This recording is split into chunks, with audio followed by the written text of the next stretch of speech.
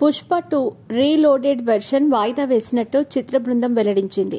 సంబంధిత కంటెంట్ విషయంలో సాంకేతిక కారణాల వల్ల ఆలస్యమవుతోందని తెలిపింది. ఈ మేరకు సోషల్ మీడియాలో పోస్ట్ పెట్టింది.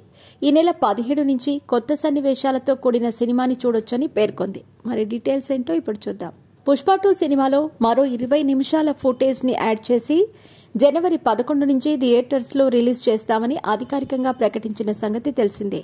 ఈ అనౌన్స్మెంట్ తో బన్నీ ఫ్యాన్స్ లో మరింత జోష్ వచ్చింది. దీంతో సంక్రాంతికి పుష్ప 2 రీలోడెడ్ వెర్షన్ ను థియేటర్లో చూడాలని ఫిక్స్ అయిపోయారు. ఇలాంటి తరుణంలో మూవీ టీం ఫ్యాన్స్ కి షాక్ ఇచ్చింది. పుష్ప 2 రీలోడింగ్ వెర్షన్ తేదీని మార్చేసింది. ముందుగా ప్రకటించిన డేట్ కాకుండా జనవరి 17న తీసుకురానున్నట్టు తెలిపింది. సంబంధిత కంటెంట్ విషయంలో సాంకేతిక కారణాల వల్ల ఆలస్యమవుతోందని పేర్కొంటూ సోషల్ మీడియాలో పోస్ట్ పెట్టింది. అయితే ఈ నెల 10న Ram Charan Game Changer release కానుంది.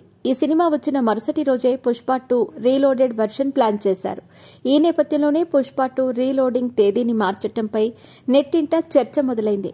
పుష్ప మేకర్స్ ప్లాన్ పై మెగా ఫ్యామిలీ నుంచి అభ్యంతరాలు వచ్చాయని తెలుస్తోంది.